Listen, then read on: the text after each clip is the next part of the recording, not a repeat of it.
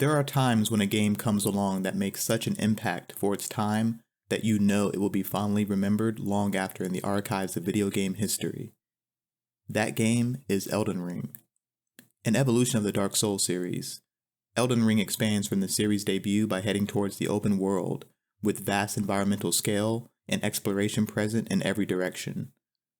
A Game of the Year winner from both the 2022 Game Awards and the 2023 D.I.C.E Awards, Elden Ring has received universal acclaim amongst game critics and fans alike. With such outstanding praise from the gaming community, it's time that we head out into the lands between and dive right into this. The story of Elden Ring is not told step by step from start to finish. Rather than being a linear story-focused game, Elden Ring conveys its story more so by providing the player with mythos and lore, coupled with conversations and side narratives with various NPCs who shed light on other characters and aspects of the world, often with thought-provoking or tragic outcomes. In fact, a number of aspects of the story are left intentionally unexplained, instead opting for environmental storytelling and giving space to allow the player to interpret events for themselves. If you're a fan of prior From Software games, this won't be unfamiliar to you. However, if you're new to this narrative style, your mileage may vary in terms of whether ultimately you'll enjoy this style or not. Elden Ring takes place in a realm known as the Lands Between, a vast area ruled by the god Queen Marika, keeper of the Elden Ring itself.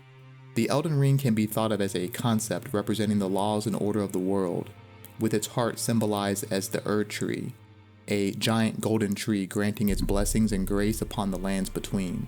Marika's companion, Godfrey, the first Elden Lord, ruled together and produced demigod offspring.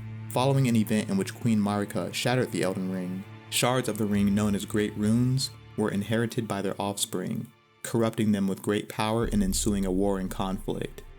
In order to restore order, grace was gifted to a tribe known as the Tarnished, granting them life so that they may seek out the Great Runes possessed by the demigods and become Elden Lord.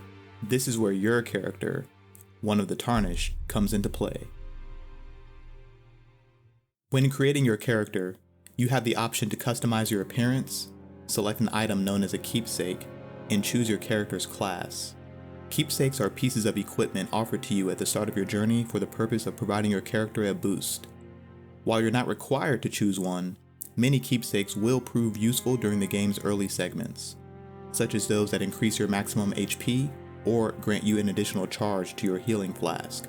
Keepsakes may still be obtained later in the game, so there's no need to feel pressure when making your selection. Your character's class will determine their starting attributes and equipment, characteristics which affect the combat style of your character. When choosing your class, the game provides a number of class presets to choose from.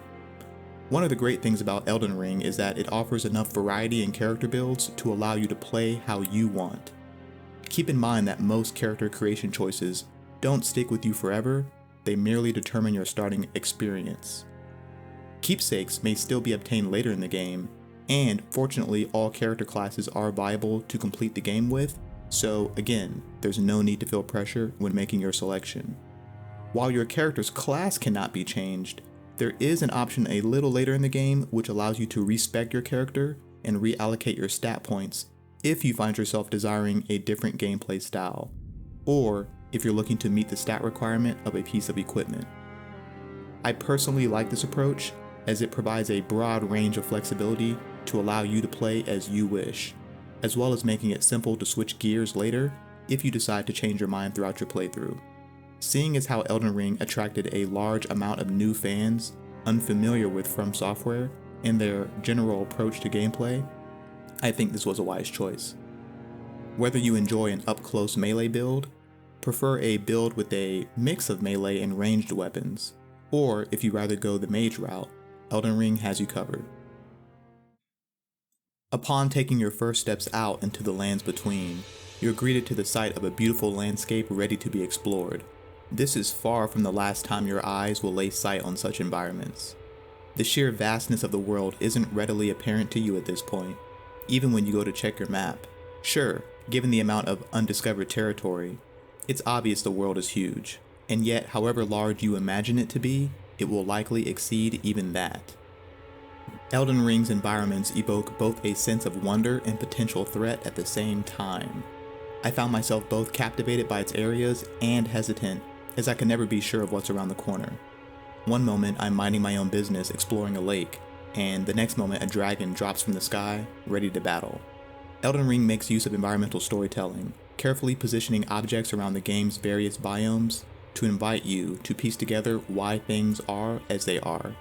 As you roam around the world, visual landmarks are positioned to subtly draw your attention to points of interest, suggesting your next destination or giving you ideas of places to revisit. Rest points, known as sites of grace, are generously placed around the world, providing you convenient fast travel points to quickly navigate around without having to backtrack.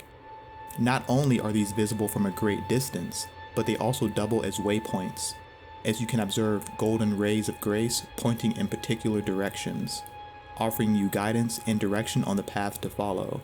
These golden rays are also visible on your map, so it's difficult to end up lost when trying to figure out your next objective. Blank areas of the map are revealed by locating the map fragment for that particular region, marked by a pillar icon to encourage you to reveal as much of the map as you can. Personally, I found this design to be intuitive and unobtrusive.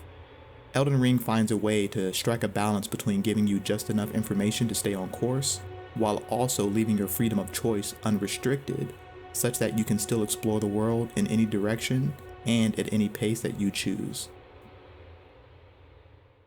As you explore the lands between, you'll discover various caves, dungeons, and catacombs, of which there are plenty. These are largely optional areas that feature a mix of puzzles and challenges to satisfy, usually ending with a minor boss fight, in order to reap rewards such as new equipment or runes, which are the game's currency and also what you spend to level up. I found these areas help to break up and add variety to my exploration outside of the main quest line, and provided an additional path to assist me in leveling up my character and obtaining better gear. While I enjoyed that aspect, the sheer quantity of these dungeons at some point did begin to feel repetitive to me, as the majority of them are not particularly unique in their design or appearance. On the other hand, these dungeons don't overstay their welcome, usually being able to be completed within 15 minutes or so, and from a different perspective, their common design and approach allows them to feel more comfortable and familiar to you, whereas the bulk of the environmental uniqueness is shifted to the main areas of the world instead. In summary, I'll say this area of Elden Ring is a mixed bag. It's observable that the dungeons could use an improvement, however, they're largely optional and overall don't really have a detrimental impact on the game. Combat will be familiar to those with a history of playing From Software titles. While in battle, your main character stats on the HUD concern your HP, your focus points or FP, which are your resource for magic spells and skills, and lastly your stamina. Stamina affects your equipment load, which affects your character's mobility based on the total weight of your actively equipped equipment. The higher your load, the slower your character will move, dodge roll, and regenerate stamina. In addition to affecting your movement, stamina is consumed when performing combat actions, such as attacking, dodging, blocking, and sprinting, but is recharged passively. Due to this, managing your stamina becomes a critical element of combat. If you're preparing to catch your opponent off guard with a series of attacks, or planning to defend against one of their powerful attacks, you'll want to think ahead to ensure you have the stamina to do so.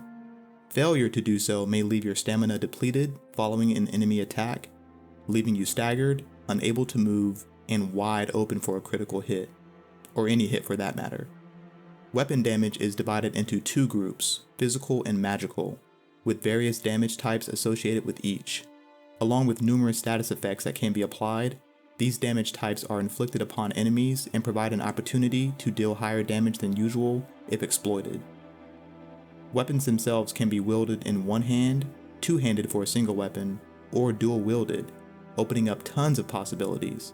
As a samurai class myself, I often found myself switching back and forth between a sword and shield and two-handed setup based on what I found effective for the situation, as defending when two-handed offers little protection compared to doing so with a shield. However, attacking one-handed results in less damage than when two-handed. Further customizations come in the form of talismans, ashes of war, and spirit ashes. Talismans are accessories which grant various special effects on your character, such as raising your attack damage or passively recovering your HP. There exist over 100 of them, and they can be swapped around at any time to fit your desired outcome. Ashes of War are special items which allow you to apply their skills to weapons and shields, letting you customize the abilities present on your equipment. Note that some armaments have unique skills that cannot be changed, and for those where it can, their existing skill will be replaced by the one you apply. For example, the starting weapon for the samurai class comes with the Unsheath skill. However, this can be exchanged for another skill more to your liking.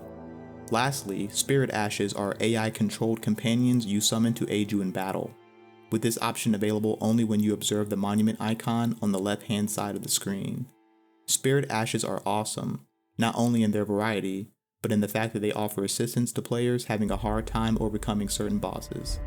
Spirit Ashes can often draw aggro from the boss, absorbing damage for you, as well as in some cases handling most of the boss on their own, weakening them enough to the point for you to jump in and finish them off.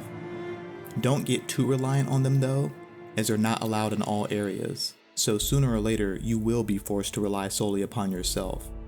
Fortunately, both armaments and Spirit Ashes can be upgraded by visiting special NPC characters, boosting their stats and effectiveness even further. Select NPCs may also join you in battle as cooperators, indicated by a glowing yellow symbol on the ground where this is possible. On top of this, there's even a multiplayer component to Elden Ring, where you can invite a friend to join you in clearing out enemies. Again, the multiplayer option is only available in select areas of the game, so, for example, you can't complete the game from start to finish entirely co-op. However, the option is there for a good portion of it. Aside from co-op, there's also a PvP option available, in which players can invade other players' worlds to kill them.